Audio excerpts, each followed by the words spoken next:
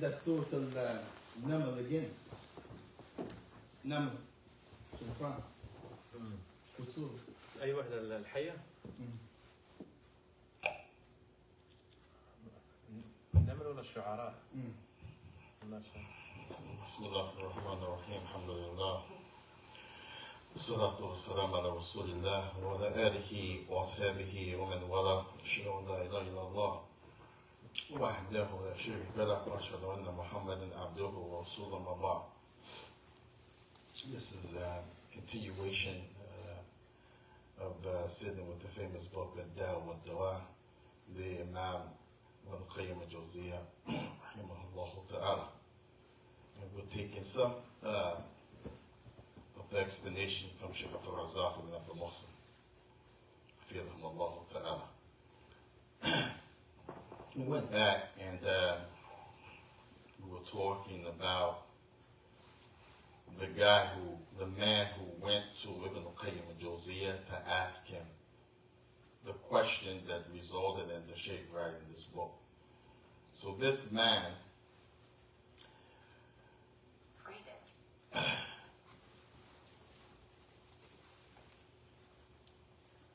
he said, عندي يعني البلوى. شيخ الرزاق said البلوى هو معصية كبيرة عظيمة. This is like some major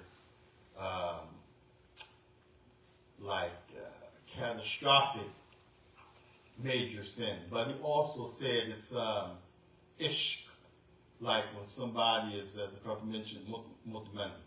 He's addicted. He can't let go. He can't, it has him.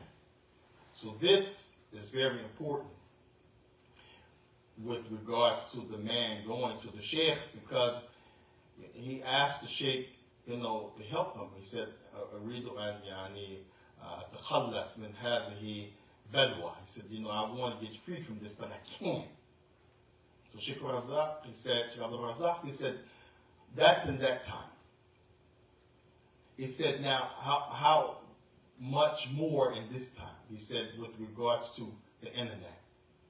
He said, and people know, looking at those things are going to keep their hearts blinded. People know that it's like an arrow in their iman. People know that it's only going to worsen with regards to being able to do obedience to Allah, but they do it. Why? He said because they have ishq. They it's like an addiction. They are like, as you say, obsessed, in love with that thing. Even though they may want to break free, they can't. So the Shaykh, he said, when we talk about even aflam, khabiha, radila, يمارس الشهوة في نفوس الإنسان وغير ذلك. He said, these nasty porno movies. People watch the stuff, Allah musta'an, and it's filthy. It gets your desires going, but you can't do anything with that but get worse. And they're addicted. They're addicted. They don't know what to do, how to get out of that. So, they don't have the ability because of this being consumed. This ishq is like when someone is like madly in love with that thing, they can't break free. So he said this is important to understand, because what Ibn Qayyim al-Jawziyya did with regards to answering him, the man made dua for the Shaykh. He said, Rahimallah, man, own akhihi. From the hadith of the Prophet, that Allah won't leave you. He will always aid you so as long as you aid your brother. So he mentioned that to the Shaykh, and then the first thing the Shaykh he mentioned was the hadith, which is in the Sahihain. Ma anzal Allahu da'an illa anzala lahu dawa.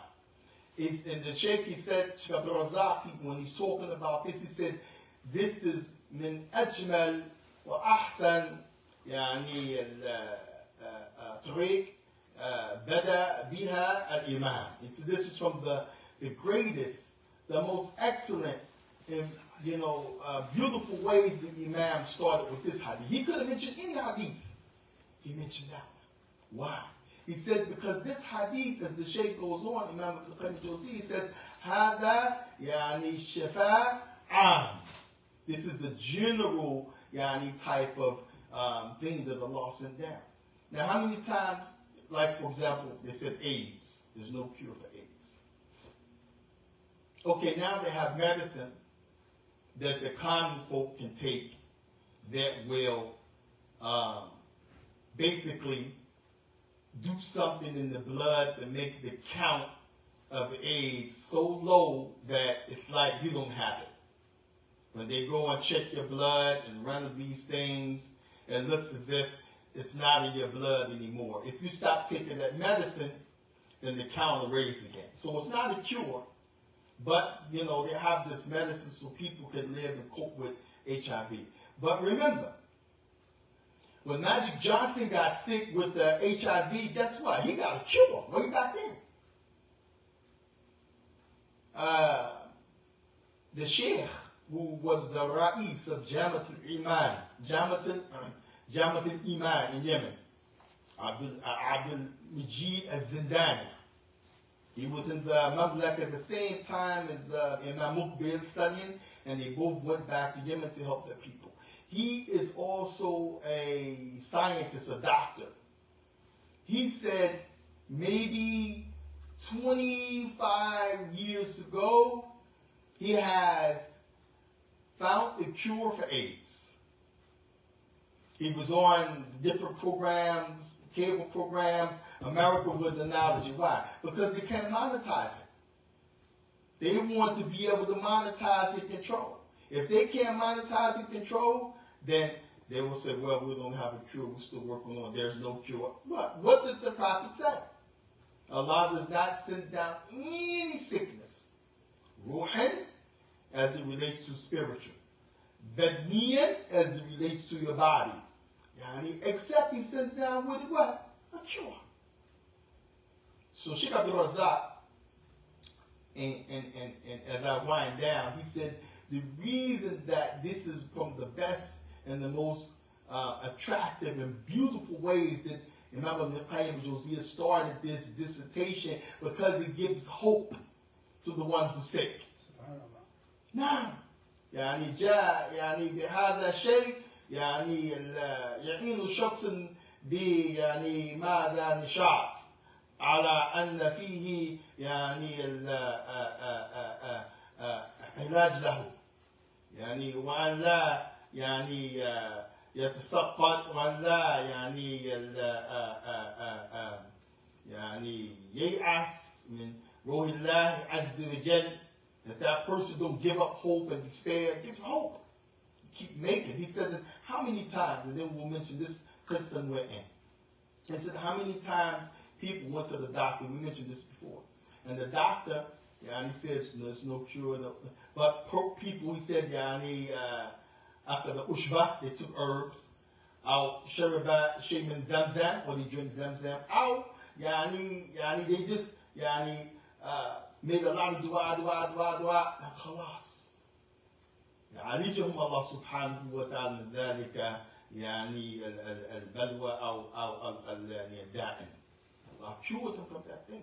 So the last thing we'll mention tonight that's in this regard, again, remember, this is general. Why the Shaykh mentioned this hadith, Ibn Qayyim al-Jawziyah, the Sahihain, he mentioned the hadith, the man got stung, and I made a mistake. I said, they asked him, Hal min raqin. They didn't say that. They say, Hal minkum min shay. Do any one of you know anything that can help Sayyidina who he got stung.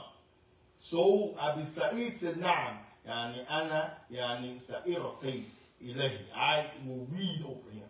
So they didn't say, you have anybody from amongst you knowledge of reading? No, they said, you have anything. And they said, we tried everything. They said, we tried everything on our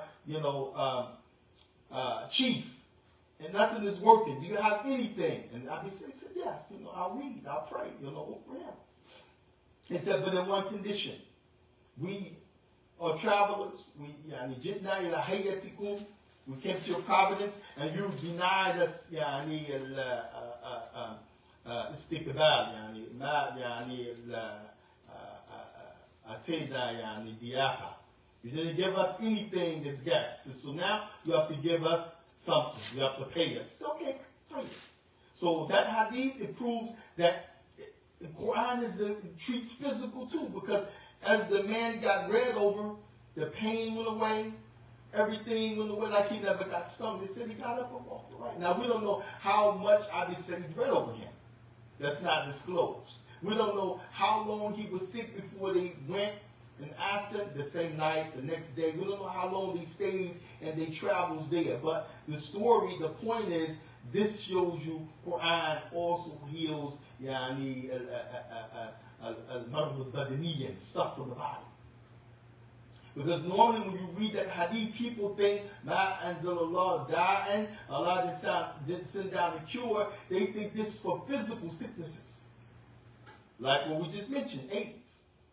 Or what they say is no cure for syphilis. That's what people think. They don't think this is a cure also from the fact, hypocrisy, kufr, shirk, the bid'ah, hub al-ma'asi, shubuhat, misconceptions, loving sin, doing the greatest sins and being, infatuated. They don't think the Quran, that Allah sent down a cure for that.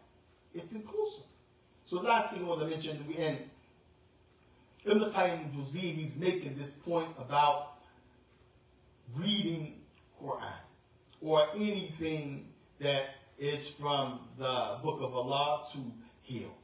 As Allah wa ta'ala mentioned, that the Quran is rahmatan wa shifa, for the believers. So he said, once I went to Mecca, there's a Shaikh himself talking about this issue.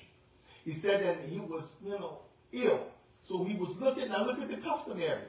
And this is, now he's writing this in his book later on. He said, I was sick. He said, I was looking for a doctor. He said, and I went to Adbara.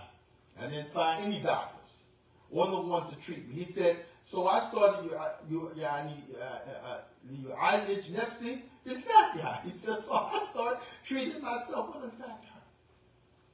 He said he kept doing, hatta bari'u minhu, until he became healed. Shaykh Abdul Razak, he said, this is also one of the stories, one of the people we think is Shaykh ibn Abdullah, one of the Salaf. He said he went, Shaykh ibn Abdullah, I don't know how to have it. He said, so the one who's sick, and we can identify, because when you go to visit somebody sick, what's the first thing that sick person asks you? Make what? Dua. Make dua for me. So it said, Shaykh ibn Abdullah said, Idra Allah nafsik, la'annaka anta mutawra. He said, because you are the one who is sick. Allah said, Amma yujibu mutawra, إذا دعا ويكشف عن سوء. Who, for the one who's destitute and down and out and desperate and he has some major calamity. Ask Allah subhanahu wa ta'ala. Allah removed that thing. He said, you have more of a chance than I do. Shaykh Abdul Razak, he said, because the one who's sick, the one who the sick person is saying, make dua for me, the one who's making the dua can't feel your pain. This is heavy because it's connected to what Allah said, al-muqtarra. The muqtarra is, you have some real pain, suffering. Nobody knows. You don't know what I'm going through. Leave me alone. But the lady said at the grave when she was well and the Prophet told her, don't weep. She said, leave me alone. Leave me alone. And لا تعلم الألم فيه نفسك. You don't know what I'm going through. So the one who's hurting, he said, make dua for me. but you don't know his pain. That pain, that suffering, that anguish, that being trapped in a world of sin, can't get out, like this man asked the Shaikh. The one who has the body aches, the one who has this, that, he and she, they know, you don't.